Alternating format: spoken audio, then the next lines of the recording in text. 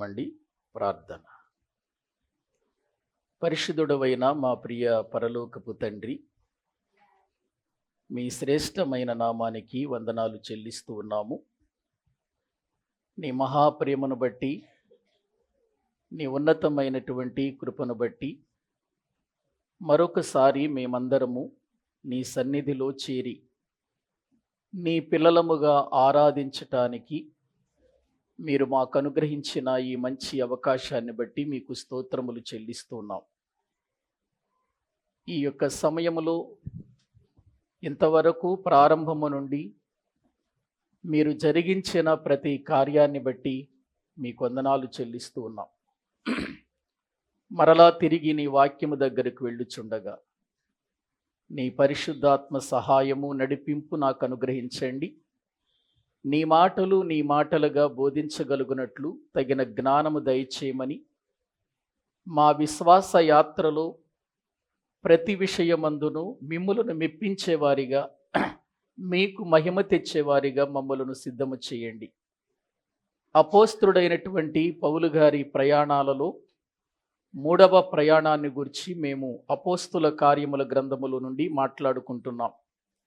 మీ మాటల ద్వారా మమ్మలను బలపరిచి నీ వాక్య క్రమములో మేము పెరిగి నిత్య జీవం పొందుటకు మమ్మలను సిద్ధపరచమని ప్రార్థిస్తూ, వచ్చిన ప్రతి బిడ్డ మీద మీ కనుదృష్టి ఉంచి బలపరిచి దీవించి పంపించమని యేసుక్రీస్తు ప్రభువు పేరట ప్రార్థించి వేడుకుంటున్నాము తండ్రి, ఆమేన్.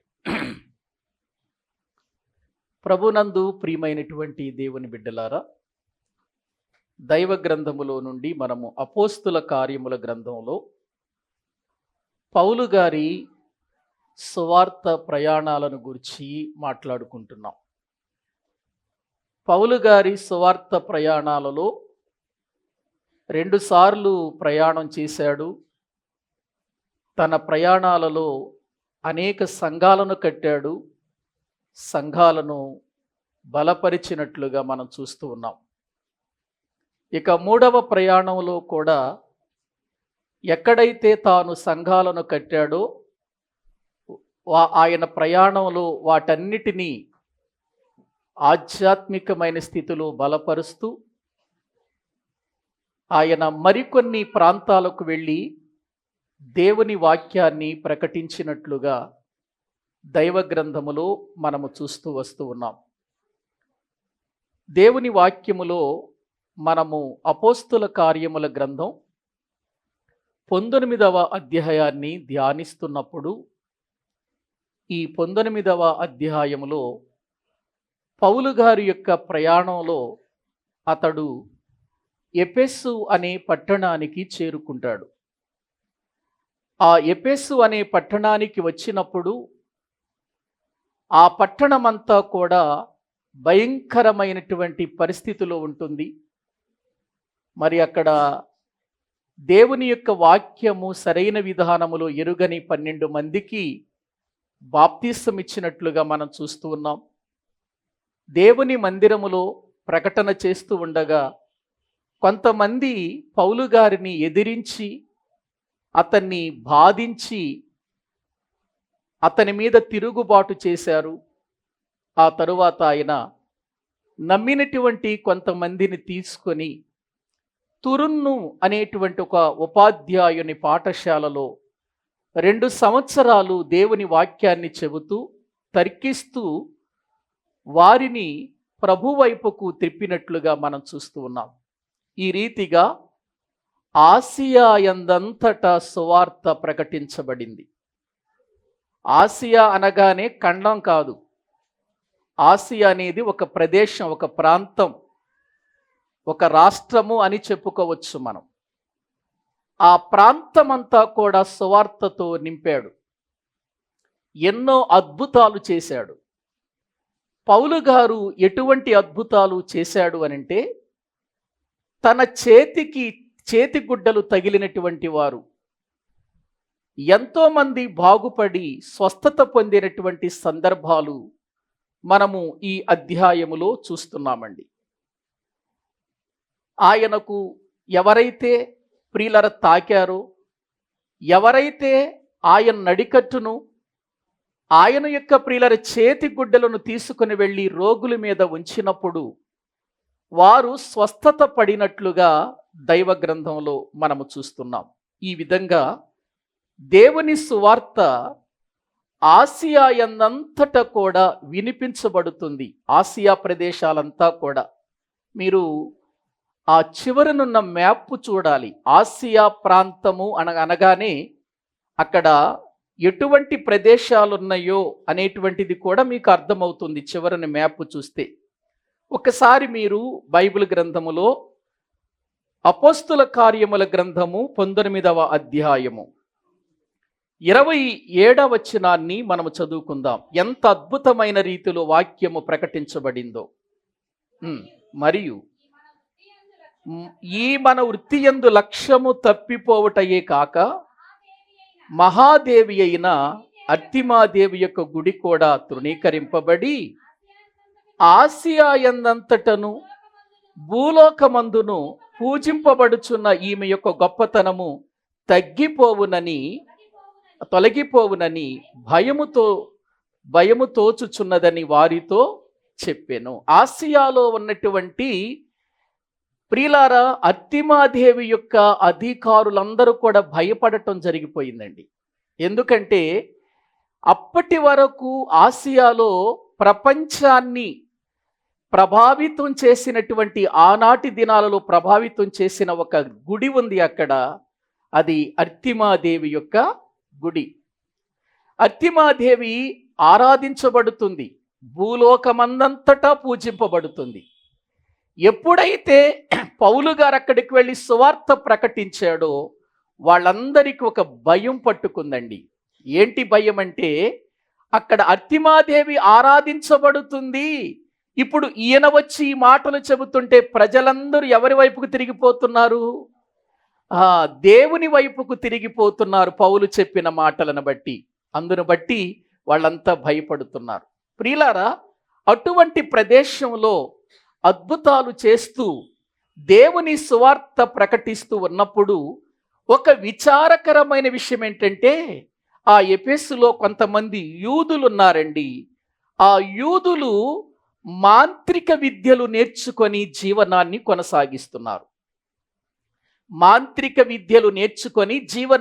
కొనసాగిస్తున్నారు. ఎవరు వాళ్ళు అంటే యూదులు అని మనం దేవుని వాక్యంలో చూడొచ్చు. వాస్తవానికండి యూదులు యెహోవా మా దేవుడు అని ఒక నిర్దిష్టమైన నమ్మకం కలిగి బ్రతుకుతారండి. అటువంటి యూదులు నిజమైన దేవుణ్ణి విడిచిపెట్టి, నిజమైన దేవుణ్ణి ప్రక్కన పెట్టి వారు ఈ మంత్ర విద్య నేర్చుకొని ప్రియులర దేశ సంచారము చేస్తూ జీవితాన్ని గడుపుతున్నారు. అటువంటి వారిలో ఒక ప్రధాన యాజకుడున్నాడు. ఆయన పేరు స్కెవయ అనేటువంటి ఒక ఆయన. ఆ ప్రధాన యాజకునికి 7 కొడుకులున్నారు. ఈ 7 కొడుకులు పౌలు గారు చేస్తున్న అద్భుతాలు చూసి, యేసు నామములో ఇతడు ఇన్ని గొప్ప కార్యాలు చేస్తున్నాడేంటి, ఇన్ని అద్భుతాలు చేస్తున్నాడేంటి, కాబట్టి యేసు నామమునైతే అతడు ఉచ్చాటన చేస్తున్నాడో మనం కూడా ఆ మంత్రం జపిద్దాం అని అనుకున్నారు. అంటే యేసు నామము అనగానే వాళ్ళకి ఒక మంత్రంలాగా కనిపించింది. ఎందుకు? వాళ్ళు అదే విద్యలో ఉన్నారు గనుక. ఒకసారి చూద్దాం రండి. బైబిల్ గ్రంథములో మనము చూస్తే 19వ అధ్యాయము 13వ వచనాన్ని చదువుకుందామండి. 13వ వచనాన్ని మనము చదువుకుందాం. అప్పుడు దేశ సంచారులను మాంత్రికులనైన కొందరు యూదులు పౌలు ప్రకటించు యేసు తోడు మిమ్మును ఉచ్చాటన చేయుచున్నానను మాట చెప్పి దయ్యములు పట్టిన వారి మీద ప్రభువైన యేసు నామమును ఉచ్చరించుటకు పూనుకొనిరి. అంటే పౌలు గారు యేసు నామమును బట్టి ప్రార్థన చేస్తుండగా అనేకులు బాగుపడుతున్నారు, అనేకులు స్వస్థపడుతున్నారు, అనేకులు ప్రభునందు విశ్వాసం ఉంచుతున్నారు గనక ఈ ప్రజలందరూ పౌలు గారి మాటల వైపుకు తిరిగి దేవుని నమ్ముకోవటం చూసినటువంటి యూదులు కొంతమంది వీళ్ళు మంత్ర విద్య నేర్చుకున్నారు. వీరు ప్రియులారా అనేక ప్రాంతాలకు వెళ్ళి ఆ మంత్రాలు ఉచ్చాటన చేస్తూ జీవితాన్ని గడుపుతున్నారు. ఇప్పుడు పౌలు గారు యేసునామమున ఇంత గొప్ప అద్భుతాలు జరిగిస్తూ ఉంటే, ఇటువంటి అద్భుతాలు మన జీవితంలో ఎప్పుడు చూడలేదు మనం.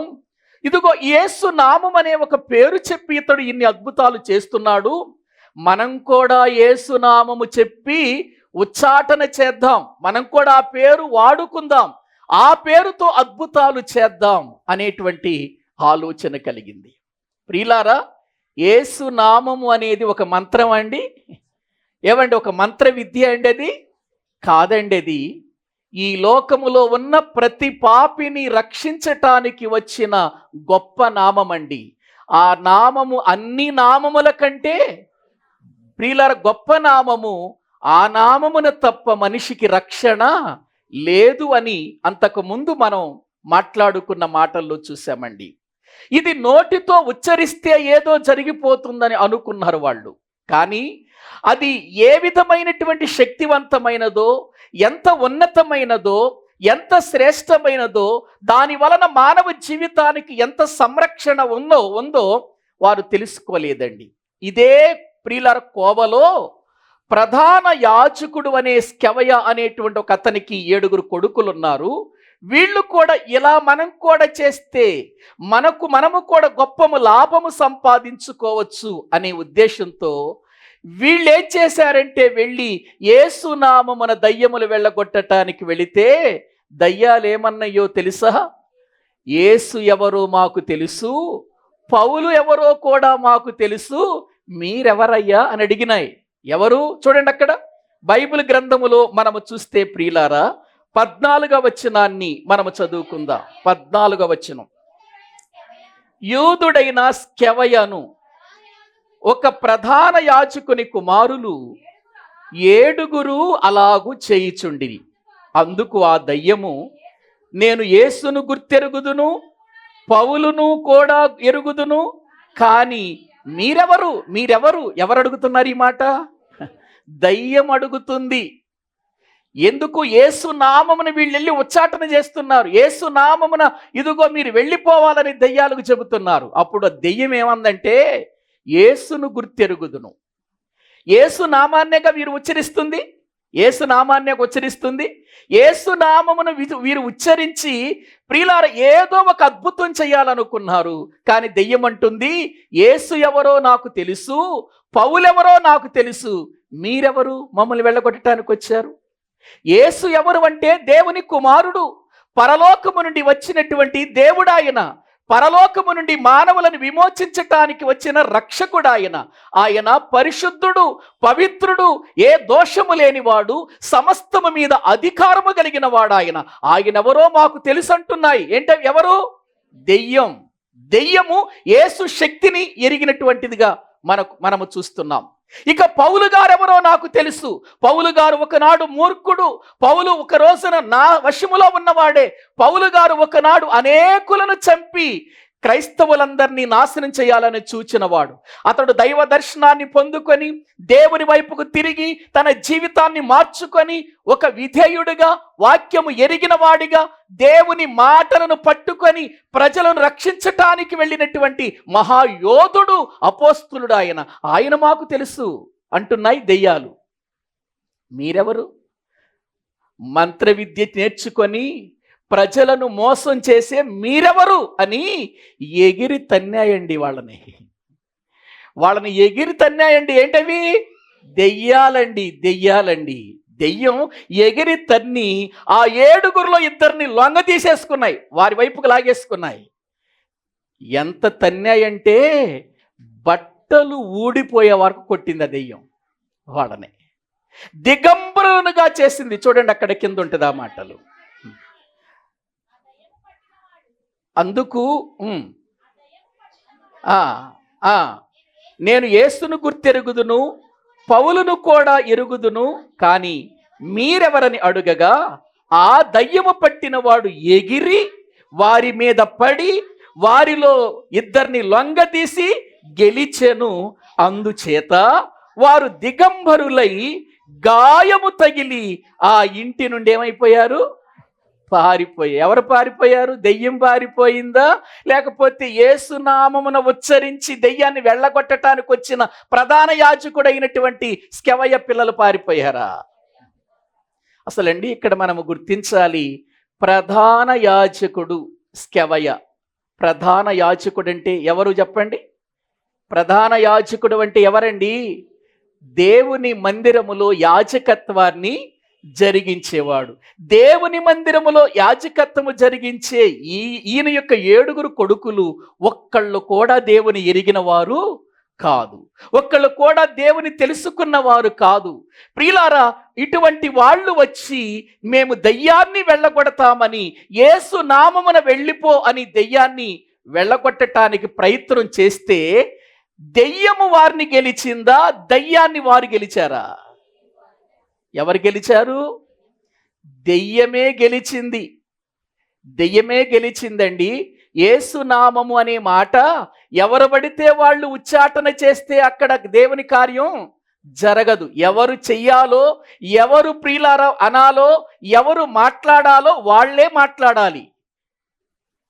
ఇక్కడ ప్రియులారా అదే జరిగింది. దెయ్యాన్ని వెళ్ళగొట్టాలని వచ్చారు, వీళ్ళని వెళ్ళగొట్టింది. అది వీళ్ళని వెళ్ళగొట్టింది. పారిపోయారు ప్రియులారా. ఈ దృశ్యాలన్నీ చూసినప్పుడు ఎఫెసీ ప్రాంతం ప్రియులారా ప్రదేశమంతా గడగడలాడిపోయిందండి, గడగడలాడిపోయింది.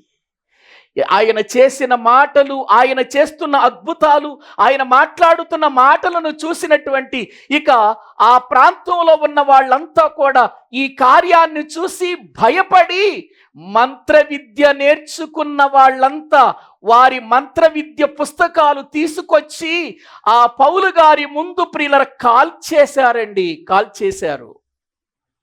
చూడండి, అక్కడ వాక్యములో మనము చూస్తామండి. వాక్యములో మనము చూస్తే 18వ వచనం, విశ్వసించిన వారు అనేకులు వచ్చి తాము చేసిన వాటిని తెలియచేసి ఒప్పుకొనిరి. మరియు మాంత్రిక విద్య అభ్యసించిన వారు, ఏ విద్య అభ్యసించిన వారు? మాంత్రిక విద్య అభ్యసించిన వారు. మాంత్రికం అనంటే, మంత్రం అనంటే విద్యే గాని అది ఏదో ఒక అద్భుతము కాదు. విద్యను అభ్యసించారు అంటే ఎఫెసీ పట్టణములో ప్రియులారా మంత్ర విద్య నేర్పించే పాఠశాలలు కూడా ఉన్నాయన్నమాట. ఎఫెసీ పట్టణములో ప్రియులారా మాంత్రిక విద్య నేర్పించే పాఠశాలలు ఉన్నాయి. ప్రియులారా మీరు అనుకోవచ్చు, మాంత్రిక విద్య అనేటువంటిది వారిని చూసి మనం భయపడవలసిన అవసరం లేదు. వాడేదో మాట్లాడతాడు, వాడేదో గుసగుస మాట్లాడతాడు, వాడేదో లోపల మాట్లాడుతుంటే వాడు వేసుకున్న వేషధారణకి, వాడు మాట్లాడే మాటలకు మనుషులు ఏమైపోతా ఉంటారు చెప్పండి? భయపడిపోతా ఉంటారు. అమ్మో ఏదో మాట్లాడేస్తున్నాడు, ఏదో శాపము చేస్తున్నా మీదకి, ఏదో పంపించేస్తున్నాడు అనుకుంటున్నారు. కాదు కాదు, అది ఒక విద్య, అది ఒక విద్య. అందుకే బైబిల్ గ్రంథంలో యెషయా గ్రంథంలో ఒక మాట అన్నాడు చూడండి. బైబిల్ గ్రంథాన్ని మనము చూస్తే ప్రియులారా యెషయా గ్రంథములో వ్రాయబడినటువంటి ప్రియులారా కొన్ని మాటలను మనము చూద్దామండి. 8వ అధ్యాయము 19వ వచనము నుండి మనము చదువుకుందాం. యెషయా గ్రంథము 8వ అధ్యాయము 19వ వచనాన్ని మనము చదువుకుందాం. వారు మిమ్మును చూచి కర్ణ పిచాచి గల వారి యొద్దకును, ఏంటంట, ఏం చేస్తారట వాళ్ళు? కిచకిచలాడతారట. ఏం చేస్తారు మంత్రజ్ఞులు? కిచకిచలాడి గొణుగు మంత్రజ్ఞుల యొద్దకును వెళ్ళి విచారించుడని చెప్పునప్పుడు జనులు తమ దేవుని యొద్దనే విచారింపవద్దా? అంటే కర్ణపిశాచము కలిగినటువంటి వారు, ఈ విద్యను అభ్యసించినటువంటి వారందరూ కూడా ఏం చేస్తారట? కిచకిచలాడతారట. లోపల ఏం చేస్తారు? గొణుగుతారు. ఏముంటుంది ఆ గొణుగుల్లో? ఏముంటుంది ఆ కిచకిచలాటలో? దాన్ని చూసి మనం భయపడతాం. అసలు నేను ఒక విషయం చెప్పనా, వాడు కిచకిచలాడే వాటికి కాదు, ముందు వాడు వేసే వేషధారణకు పడిపోతాం మనం. ఎందుకు? ముఖమంతా పసుపు పూసేస్తాడు ప్రియులారా, ఎర్రగా ముఖమంతా కూడా బొట్లు పెట్టేసేస్తాడు. వాడి ఆకారం అంతా కూడా నల్లగా ఉంటది. అది చూడగానే ముందు వాడిని చూసి మనం ఏమైపోతాం? భయపడిపోతాం. అది వేసుకోకుండా వస్తే ఎవరు భయపడరు. అవి వేసుకొని రావటాన్ని బట్టే, ఆ వేషాన్ని వేసుకొని రావటాన్ని బట్టే వాడు కిచకిచలాడుతున్నా, వాడు గొణుగుతున్నా మనం ఏమనుకుంటాం? అమ్మో ఏదో జరిగిపోతుంది అనుకుంటాం. ఏమీ జరగదు, ఏమీ లేదు. అది ఒక విద్య, అది ఒక విద్య. అదే యెషయా గ్రంథంలో ప్రియులారా మరొక మాట చూద్దాము రండి. వాక్య భాగములో మనము చూస్తే వ్రాయబడినటువంటి విషయాలను మనం ఆలోచన చేద్దామండి. దేవుని వాక్యము ఏం చెబుతుందో ఒక్కసారి చూద్దాం రండి. యెషయా గ్రంథము దేవుని వాక్యములో 47వ అధ్యాయము వాక్యములో నుండి 9వ వచనము నుండి చదువుకుందాం. ఒక్క దినములోగా ఒక్క నిమిషముననే పుత్రశోకమును వైధవ్యమును ఈ రెండును నీకు సంభవించును. బబులోను గురించి మాట్లాడుతున్న మాటలండి ఇవి. బబులోను గురించి. ఎందుకు? బబులోను దయ్యములకు నివాస స్థానమని ప్రకటన గ్రంథం 18వ అధ్యాయంలో మనం చూస్తున్నాం. ఈ యొక్క బబులోను దేశములో ఉన్న విషయాలు చూద్దాం. నీవు అధికముగా శకునము చూచినను, అత్యధికమైన కర్ణపిశాచ తంత్రములను నీవు ఆధారముగా చేసుకొనినను, అపాయములు నీ మీదకి సంపూర్తిగా వచ్చును. అంటే నేను అపాయం రప్పిస్తున్నాను, ఎందుకంటే మీరు నా మాట వినకుండా మీరు వాటన్నిటిని తెచ్చుకున్నారు. మంత్రజ్ఞులు తెచ్చుకున్నారు, కర్ణపిశాచను తెచ్చుకున్నారు. ఇదిగో నేను పంపించే అపాయాలు రాకుండా చేయాలనుకుంటున్నారు. అవన్నీ వచ్చినా కూడా మీ వల్ల కానే కాదు, రావలసిన అపాయాలు మీ మీదకి వస్తాయి. చదవండి. నీ చెడుతనమును నీవు ఆధారము చేసుకొని ఎవడు నన్ను చూడడని అనుకొంటివి, నేనున్నాను, నేను తప్ప మరి ఎవరునూ లేరని నీవు అనుకొనున్నట్లుగా నీ విద్యయు నీ జ్ఞానమును నిన్ను చెరిపివేసి. నీ విద్యయు ఏ విద్య? ఏ విద్య అనుకుంటున్నారు? మాంత్రిక విద్య. నీ జ్ఞానము నిన్ను చెరిపివేసెను. కీడు నీ మీదికి వచ్చును, నీవు మంత్రించి దాన్ని పోగొట్టుకొనజాలవు. ఆ కీడు నీ మీద పడును, దానిని నీవు నివారించలేవు. నీకు తెలియని నాశనము నీ మీదకి ఆకస్మికముగా వచ్చును. నీ బాల్యము నుండి నీవు ప్రయాసపడి అభ్యసించిన నీ కర్ణపిశాచ తంత్రములు. ఏవండి? కర్ణపిశాచ తంత్రాలు, మంత్రాలు, జ్యోతిష్కాలు, ఏవండి నక్షత్ర సూచకలు, ఇవన్నీ కూడా ఏంటనుకుంటున్నారు? నేర్చుకునే ఒక విద్యలే గాని వాళ్ళల్లో ఏ మాయ లేదు, ఏ అద్భుతము జరగదు ప్రియులారా. చదవండి, కింద ఉంటుంది. నీ బాల్యము నుండి నీవు ప్రయాసపడి అభ్యసించిన నీ కర్ణపిశాచ తంత్రములను నీ విస్తారమైన శకులమును చూపుటకు నిలువుము. ఒకవేళ అవి నీకు ప్రయోజనములగునేమో, ఒకవేళ నీవు మనుషులను బెదిరింతువేమో. నీ విస్తారమైన యోచనల వలన నీవు అలసియున్నావు. జ్యోతిష్కులు, నక్షత్ర సూచకులు, మాసచర్య చెప్పువారు నిలవబడి నీ మీదకి వచ్చునవి రాకుండా నిన్ను తప్పించి రక్షిస్తారేమో. ఆలోచించు. బబులోను, నువ్వు అనుకుంటున్నావు నా దేశమంతా కూడా కర్ణపిశాచములతో నిండింది, మంత్రజ్ఞులతో నిండిపోయింది, జ్యోతిష్కులతో నిండిపోయింది, నక్షత్ర సూచకులు చూచేవారితో నిండిపోయింది, మాసచర్య చెప్పేవారు నా దేశంలో ఎంతో మంది ఉన్నారు, వీళ్ళంతా నన్ను కీడు నుండి తప్పిస్తారని బబులోను అనుకుంటుందట. దేవుడు అంటున్నాడు, వాళ్ళందరిని నిలబెట్టు, రావలసిన కీడు నీ దేశం మీదకి నేను రప్పిస్తానన్నాడు దేవుడు. చూసారా? ఇవన్నీ వట్టివి కదండి, ఇవన్నీ విద్య కదండి. అవి ఏం చేస్తాయి చెప్పండి? ఏమీ చెయ్యవు. వాటి వల్ల ఏమీ లేదు. కానీ మనిషి మాత్రం దేవుడి కంటే వీటికి ఎక్కువ భయపడతాడు. ఎవరన్నా వచ్చి నీకు చేతబడి చేశారన్నారనుకో, ఏవండి దేవుని బిడ్డకే, దేవుని నమ్మిన వారికే చేతబడి చేశారు అనే వార్త వినబడిందనుకో, ఇప్పుడు భయపడిపోయి ఎక్కడికి వెళతాడు? దేవుని దగ్గరికి వెళ్ళరు వీళ్ళు. ఎక్కడికి వెళతారండి? దాన్ని బాగు చేసేవాడు దగ్గరికి వెళతాడట. ఎవరున్నారు బాగు చేసేవాళ్ళు? ఎవరున్నారండి బాగు చేసేవాళ్ళు? బాగు చెయ్యాల్సింది దేవుడే. గాయము చెయ్యగలడు, గాయమును మాన్పగలడాయన.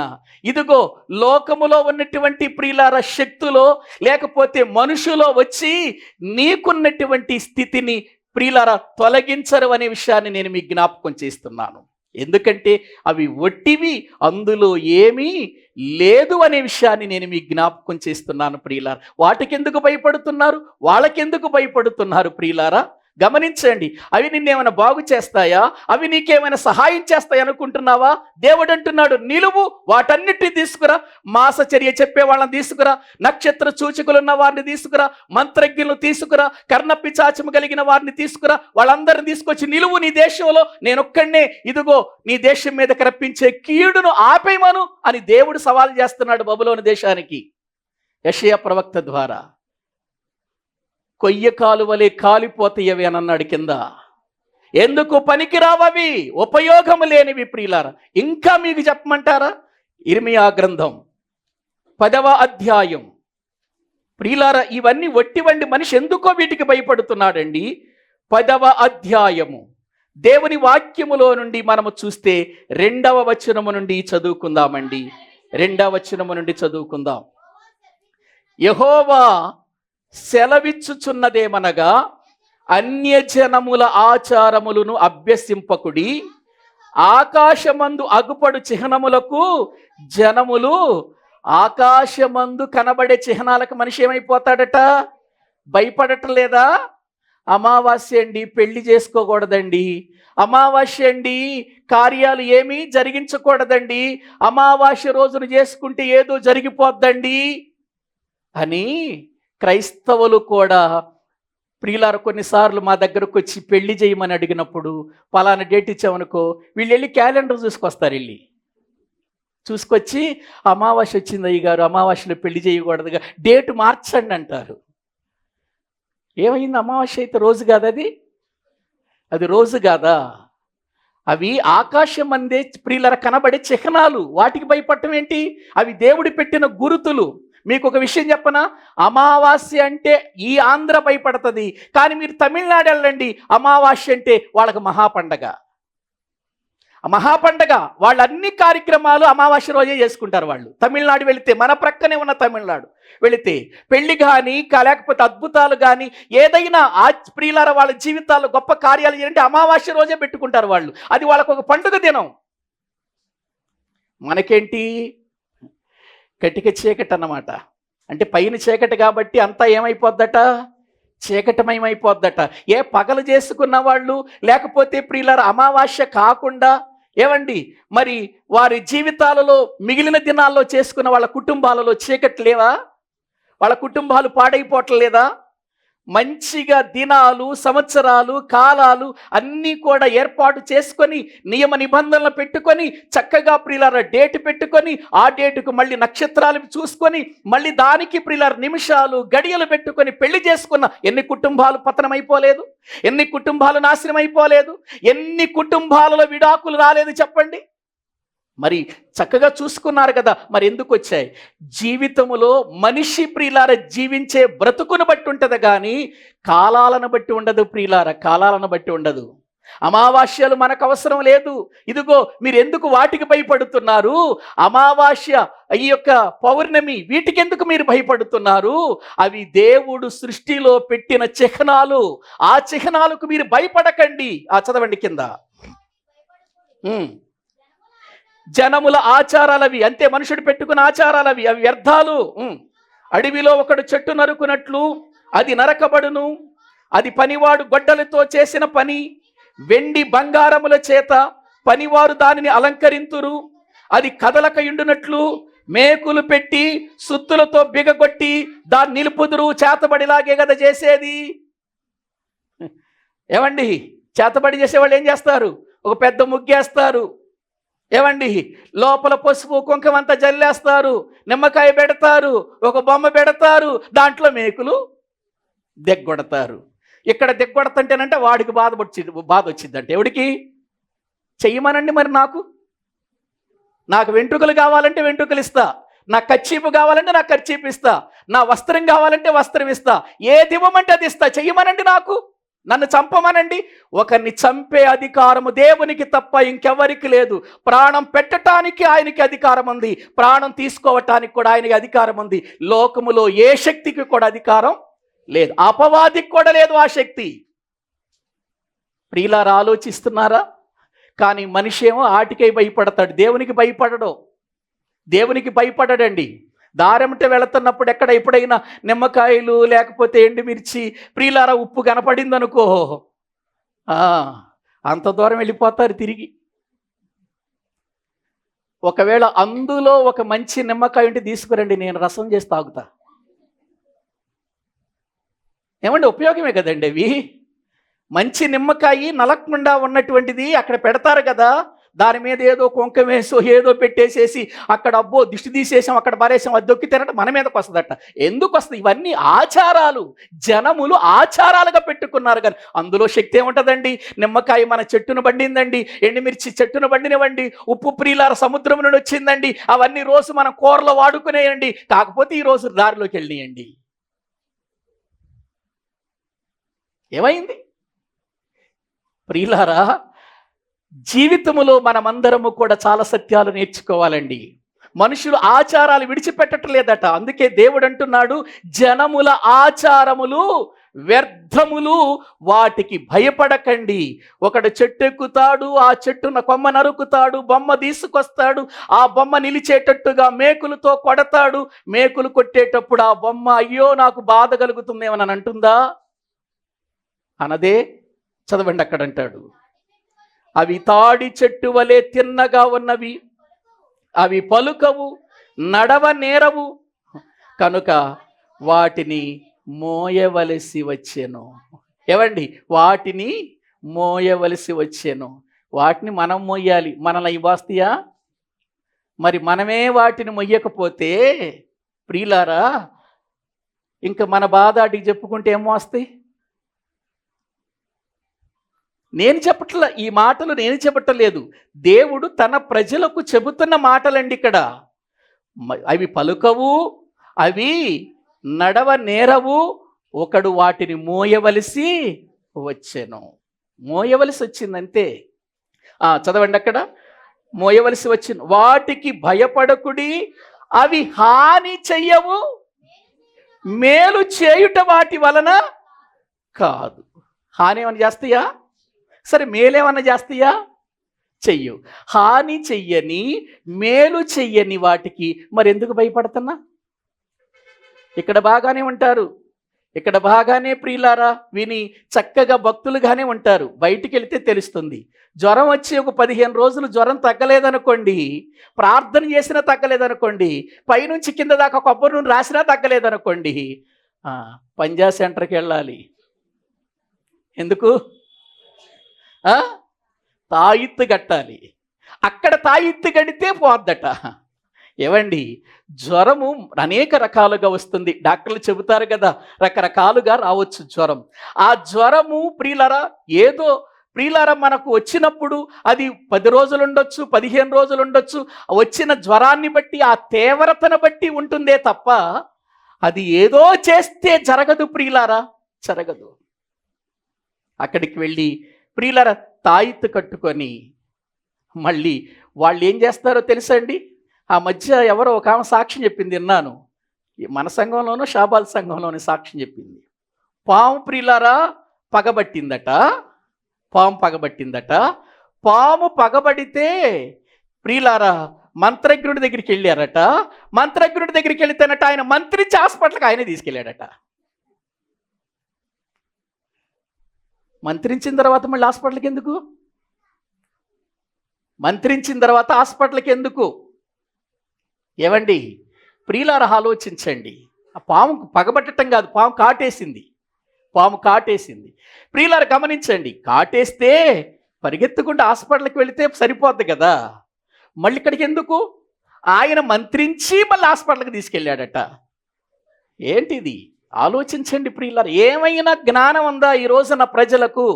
దేవుడేమో అవి హాని చెయ్యవు, అవి కీడు చేయటం తెలియదు, వాటికి మేలు చేయటం కూడా తెలియదు, వాటికి భయపడొద్దు అని అంటుంటే మళ్ళీ మనం మంత్రజ్ఞులకే దగ్గరికి వెళ్ళిపోతున్నామేంటి?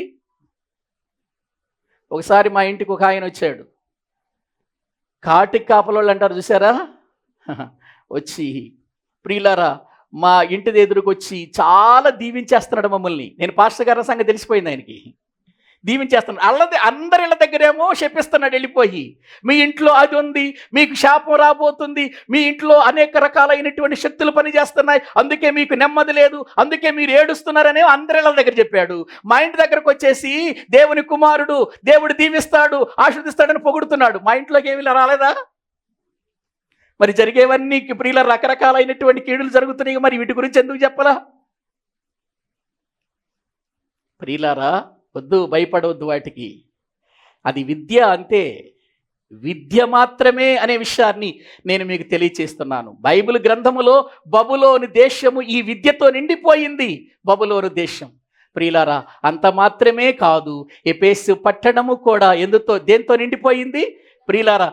మంత్రజ్ఞుల యొక్క విద్యతో నిండిపోయింది. అక్కడ అనేక రకాలైన పాఠశాలలు ఉన్నాయి. ఆ పాఠశాలలలో యూదులు కూడా చేరారు. ఆ యూదులు కూడా ఏమి నేర్చేసుకున్నారు? మాంత్రిక విద్య నేర్చేసుకున్నారు. ఎప్పుడైతే ఈ విద్య లేకుండా యేసుక్రీస్తు నామమున ప్రార్థన చేస్తున్నాడో, అతని చేతికి తగిలిన గుడ్డలు ప్రియులార తగిలినటువంటి వారు, రోగులు బాగుపడటం, దయ్యాలు వెళ్ళిపోవటం చూసిన వీళ్ళు ఏం చేశారంటే భయపడిపోయారండి. భయపడిపోయి వాళ్ళ మాంత్రిక విద్యతో నింపబడినటువంటి ఆ చదువుకున్న పుస్తకాలన్నీ తీసుకొని వచ్చి కాల్చేస్తే వాటి వెలంత అయిందో తెలుసా? 50,000 వెండి రోకలయ్యింది. చదవండి అక్కడ బైబిల్ గ్రంథంలో మనం చూస్తే అపోస్తుల కార్యముల గ్రంథం 19వ అధ్యాయము 19వ వచనాన్ని మనము చదువుకుందాం. మరియు మాంత్రిక విద్య అభ్యసించిన వారు అనేకులు తమ పుస్తకములు తెచ్చి అందరి ఎదుట వాటిని ఏం చేశారు? కాల్చివేసిరి. వారు లెక్క చూడగా వాటి వెల 50,000 వెండి రోకలాయను. ఏటి వెల? వాళ్ళు నేర్చుకున్న మాంత్రిక విద్య పుస్తకాల వెల ఎంత? 50,000 వెండి రోకలు. అప్పుడే 50,000 వెండి రోకలు అంటే ఇప్పుడు ఎంత ఉంటుందో తెలుసు దాని ఖరీదు? ఏవండి, కోట్లలో లక్షల్లో ఉంటుందండి ఇప్పుడు లెక్కేస్తే. వెండి రోకలు ఎన్ని వెండి రోకలు? ఏవండి, 50,000 వెండి రోకలు. అంత డబ్బు పెట్టి కొన్నారా వాళ్ళు పుస్తకాలు? మాంత్రిక విద్య నేర్చుకోవటానికి, జ్యోతిష్కం నేర్చుకోవటానికి, కర్ణపిశాచము నేర్చుకోవటానికి. ఏవండి, ఇవన్నీ కూడా విద్యలే తప్ప, ఇవి నేర్చుకొని చేసేవే తప్ప, ఇవి అద్భుతమైనటువంటి వాస్తవాలు మాత్రం కావు. వీటికి భయపడకండి. ఏదైనా చేస్తే దేవుడు చెయ్యాలి తప్ప, జీవము గల దేవుడు చెయ్యాలి తప్ప, లోకములో ఆయనకు మించినటువంటి శక్తి మరొకటి లేదని మీకు జ్ఞాపకం చేస్తున్నానండి. ప్రియులారా, ఇక మాంత్రిక విద్య నేర్చుకున్న వాళ్ళంతా వచ్చేసి ఇక్కడ మారు మనసు పొంది, రక్షణ పొంది, వాటి పుస్తకాల వెల తీసుకొచ్చి ప్రియులారా ఆ పుస్తకాలు కాల్చేసి ప్రియులారా వారు ప్రభు వైపుకు తిరిగేసరికి వాక్యము ప్రబలమై ప్రియులారా వ్యాప్తి చెందిందట. ఎక్కడ? ఎఫెసులో వ్యాప్తి చెందింది. చదవండి ఆ వచనం ఎంత బాగుందో ప్రియులారా. 20వ వచనం, ఎంత ప్రభావముతో ప్రభు వాక్యమును ప్రబలమై వ్యాపించిన. ఎంత ప్రభావం! మాంత్రికులు సైతము ఏమైపోయారు? మారి పుస్తకాలు తీసుకొచ్చి కాల్చేసి దేవుని వైపుకు తిరిగారండి. ఎక్కడ? ఎఫెసు ప్రాంతంలో. ప్రియమైన దేవుని పిల్లలారా, వాక్యము వింటున్న మనం ఆలోచించాలి. ఆ రోజున ఆ విధముగా ప్రబలటాన్ని బట్టే ఆసియాలో 7 సంఘాలు కట్టబడ్డాయి. ఒక్కసారి ప్రకటన గ్రంథంలోనికి వద్దాము రండి. ప్రకటన గ్రంథం దేవుని వాక్యములో ప్రియులారా 1వ అధ్యాయం. ప్రకటన గ్రంథము దేవుని వాక్యములో నుండి 1వ అధ్యాయము వాక్యములో ప్రియులారా మనము చూడగలిగితే వ్రాయబడినటువంటి విషయాలు మనము చూద్దామండి. 9వ వచనము 9వ వచనము నుండి చదవండి.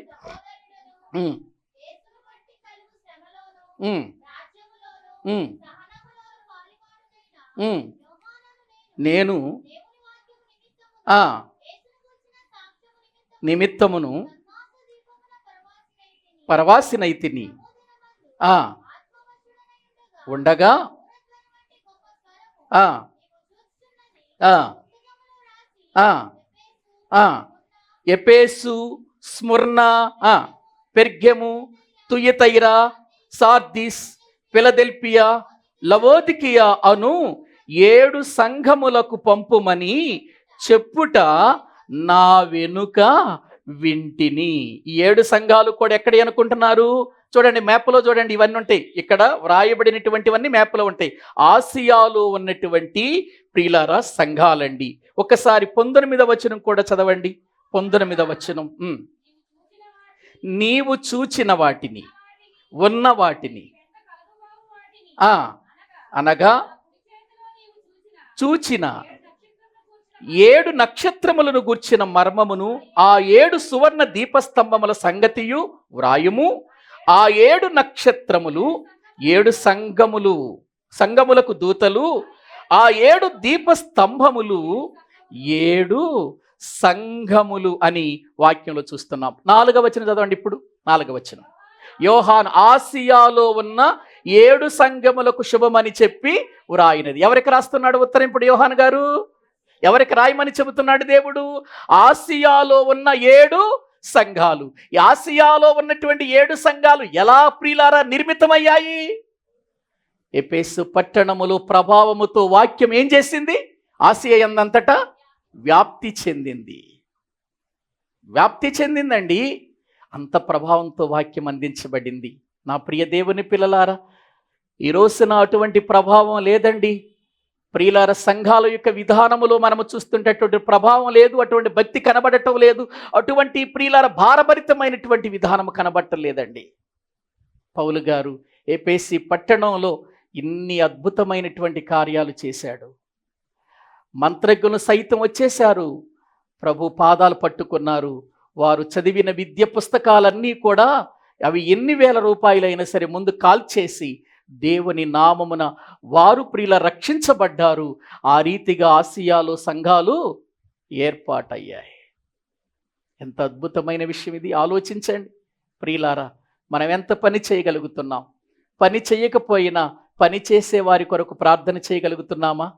ప్రియులారా, మనం వెళ్ళలేకపోయినా వెళ్ళే వారికి ప్రోత్సాహకరంగా మనం ఉండగలుగుతున్నామా? ఒక్కసారి ఆలోచించండి. ఇంకా ఈ ఎఫెసు పట్టణంలో ఎటువంటి గొప్ప కార్యాలు జరిగాయో వచ్చే వారం మనం చెప్పుకుందాం. ప్రియులారా, తలలు వంచండి, ప్రార్థన చేసుకుందాం. దేవుని శక్తి ఎంత గొప్పదో మనము తెలుసుకున్నాం. ఈ లోకములో మంత్రశక్తులకు భయపడుతున్నావా? కర్ణపిచాచమైనటువంటి వాటికి భయపడుతున్నావా? కిచకిచలాడే గొణిగే మంత్రజ్ఞులకు భయపడుతున్నావా? ప్రియులారా, ఇదిగో మాసచర్య చెప్పేవారు, నక్షత్ర సూచకులు చెప్పేవారు, వీరిని చూసి భయపడి వాళ్ళు నీకేదో చెబుతున్నారు అనుకుంటున్నావా? ప్రియులారా, వాళ్లే నీకు జరగబోయేది చెబితే వాళ్ళకి జరగబోయే సంగతి వాళ్ళకే తెలియదు కదా. ఇవన్నీ విద్యలు కదా. ఎందుకు వీటికి భయపడుతున్నావు? నీ ప్రాణము దేవుని చేతిలో ఉంది, నా ప్రాణం దేవుని చేతిలో ఉంది. ఆ ప్రాణాన్ని నిలబెట్టాలన్నా దేవుడే నిలబెట్టాలి, ఆ ప్రాణము తీసేయాలన్నా దేవుని సెలవు కావాలి తప్ప లోకములో ఎవరి వల్ల, ఏ శక్తి వల్ల కాదండి. మన ప్రాణము దేవుని చేతిలో ఉన్నదండి. మనం సర్వశక్తిమంతుడైన దేవుణ్ణి ఆరాధించాలండి, దేవుని మీద ఆధారపడాలి తప్ప లోకములో ఏ మనుష్యుడు ప్రియుల శక్తి లేనటువంటి వాడని, అతని వలన ఏ కార్యము జరగదని మనము తెలుసుకోవాలి. ఈ దినమున ప్రియమైన దేవుని పిల్లలారా, భయపడుతున్నావేమో, భయము నీలోకి వచ్చిందేమో, ఏదో నాలో పని చేస్తుంది, ఏదో నా జీవితాన్ని దర్శిస్తుంది, ఏదో నా జీవితాన్ని నాశనం చేస్తుందంటే నేను నాశనము చేసేవాడు సాతానుడే తప్ప ఇదిగో మనుషుల వలన విద్య నేర్చుకునే విద్యలు మాత్రము కాదండి. కాబట్టి దేవునికి నువ్వు అప్పగించుకొని దేవుని పాదాలు పట్టుకొని, ప్రభువా, నా జీవితంలో ఈ భయము నన్ను వెంటాడుతుంది నాయన, నీవే దీన్ని తొలగించాలి. ఈ బలహీనతతో ఉన్నాను, నీవే తొలగించాలి. ఈ అనారోగ్యముతో ఉన్నాను, నీవే స్వస్థపరచాలి. ఆధ్యాత్మిక పరిస్థితుల్లో దిగజారిపోతున్నాను, నన్ను నిలబెట్టు ప్రభువని నువ్వు ఏది చెప్పినా నీ దేవునికే చెప్పు. లోకములో ఉండే ఈ చిన్న చిన్న వాటికి భయపడొద్దు. అవి నీకు హాని చెయ్యవు, అవి నీకు మేలు కూడా చెయ్యవని లేఖనాలు చెబుతున్నాయి. భయపడవద్దు, దేవునికి మాత్రమే భయపడు, దేవుని సన్నిధిలో ప్రార్థించు, దేవుని నుండి మేలు పొందుకుందాం. ఇదేనండి దేవుడు మనకిస్తున్న భయం. ఆనాడు అపోస్తలులు చేశారు. అపోస్తలుల యొక్క జీవితాలు మనకు సవాలుకరంగా ఉన్నాయి, మాదిరికరంగా ఉన్నాయి. మనము కూడా వాక్యాన్ని మాదిరిగా తీసుకోవాలి, భక్తులనే మాదిరిగా తీసుకోవాలి, మన ప్రభువైన యేసుక్రీస్తు వారిని మాదిరిగా తీసుకోవాలి, పరలోకమందున్న తండ్రినే మాదిరిగా తీసుకోవాలి. దేవుని ఆత్మచేత నడిపించబడాలి. మనం దేవుని ఆత్మచేత నడిపించబడాలి. దయ్యపు ఆత్మతో మనము జీవించకూడదు ప్రియులారా. ఒక్కసారి ఆలోచించి మనము దేనికి భయపడక దేవునికే భయపడి, ఇదిగో నీ జీవితంలో ఏదైనా జరిగితే మోకరించు, ప్రార్థన చేయి, ప్రభువునడుగు, ప్రభువే సహాయం చేస్తాడు. ఇంకా ఆయన సహాయం చేయకపోతే ఎవరు సహాయం చేయలేరు. మనకు ఆయనే సహాయము చేయాలి. కొండల తట్టు నా కన్నులెత్తుచున్నాను, నాకు సహాయము ఎక్కడి నుండి వచ్చును? యెహోవా వల్లనే నాకు సహాయము కలగాలని ఆనాడు భక్తులు ప్రార్థించారు కదా. మరి అటువంటి మనం ఎందుకు మనుషుల మీద, ఈ లోకములో విద్యల మీద, విద్యలు నేర్చుకొని మనుషులు మోసం చేస్తున్న వాటి మీద ఎందుకు మనం ఆధారపడాలి? ఒక్కసారి మనము ప్రభువుకు అర్పించుకొని ప్రార్థన చేసుకుందాం. పరిశుద్ధుడవైన తండ్రి, ప్రేమ కలిగిన ప్రభువా, మీ వందనాలు నాయనా. మీ సన్నిధిలో ఉన్నాము, ఎన్నో సంగతులు మీ వాక్యములో నుండి నేర్పిస్తున్నారయ్యా. మా దేవుడవు నీవే, మా జీవితానికి ఆశ్రయము నీవే, మా బ్రతుకులను బ్రతికించటానికి నీవే ప్రభు శక్తిమంతుడవయ్యా. ఈ లోకములో ప్రాణం పెట్టాలన్నా మీ చేతిలోనే ఉంది, ప్రాణము పోవాలన్నా అది మీ చేతిలోనే ఉంది. ఇది ఏ మనుషుని వల్ల కాని పని నాయన. అంత గొప్ప దేవుడిగా మేము కలిగి ఉండి అనేక సార్లు భయంతో మనుషులు చెప్పే మాటలు విని లోకం వైపు చూస్తున్నాము, లోక పద్ధతుల వైపు చూస్తున్నామేమో. అటువంటి స్థితి నుండి మమ్మల్ని తప్పించండి నాయన. ప్రతి విషయమందు నీ సన్నిధిలో మోకరించి ప్రార్థించుకొని మేలు పొందేవారిగా చేయండి. మేలు కీడులు మా జీవితాన్ని బట్టి జరుగుతాయి నాయన. అది మేము గుర్తించి మేలు జరిగించుకోవాలి, మేలు పొందుకోవాలంటే మేమేం చేయాలో అయ్యా, అది మేము ఎరిగి బ్రతకటానికి సహాయము చేయండి నాయన. నాయన, ఈ సమయమందు మా కొరకై సిలువలో ప్రాణం పెట్టిన క్రీస్తు ప్రభువాన్ని జ్ఞాపకం చేసుకుంటున్నాం.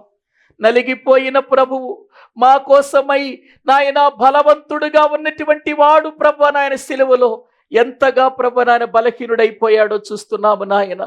మా జీవితాలను బాగు చేయటానికి సిలువలో ప్రేలాడి అనేక దెబ్బలు తిని అవమానాలు పొంది నాయన మాకు రక్షణ ప్రసాదించారు నాయన.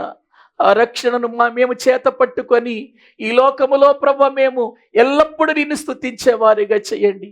రక్షణ పాత్రను చేత పట్టుకొని యెహోవా నామమును నేను స్తుతించెదను అని భక్తుడు చెప్పినట్లుగా మేము కూడా అలా బ్రతకటానికి సహాయం చేయండి. ఎందుకంటే ప్రతి వారం ప్రభు బలలోకి వస్తున్నాం. నీ రక్త ప్రభా, మేము ప్రభా నీ యొక్క కుమారుడైన క్రీస్తు రక్తము చేత నాయన, ఇదిగో ప్రభా ఆ యొక్క నాయన విలువైనటువంటి ప్రభా నాయన శరీరము నాయన మా కొరకు చేసిన కార్యము చేత ప్రోత్సహించబడటానికి ప్రతి వారము మా జీవితాల్లో మీరు జరిగిస్తున్న కార్యముకై వందనాలు నాయన. చేసిన త్యాగం ఎంత ఉన్నతమైనదో మేము జ్ఞాపకము చేసుకుంటూ నిన్ను ఎల్లప్పుడూ స్తుతించే వారిగా చేయండి, నిన్ను ఘనపరిచే వారిగా చేయండి. ప్రభు శరీరమును బట్టి రక్తమును బట్టి మీకు స్తుతులు స్తోత్రములు చెల్లిస్తూ ఈ స్తుతి ఆరాధన మా ప్రభువైన క్రీస్తు పేరిట మాకు మేముగా మీకు సమర్పించుకుంటున్నాము తండ్రి. ఆమేన్. మన తండ్రి అయిన దేవుని ప్రేమ, ఆయన కుమారుడైన యేసు క్రీస్తు వారి యొక్క కృప, పరిశుద్ధాత్మ నిత్య సహాయము సన్నిధి ఇక్కడ కూడిన మనకును సకల పరిశుద్ధులకును సదాకాలము తోడయుండి నడిపించునుగాక. ఆమేన్. అందరికీ వందనాలండి.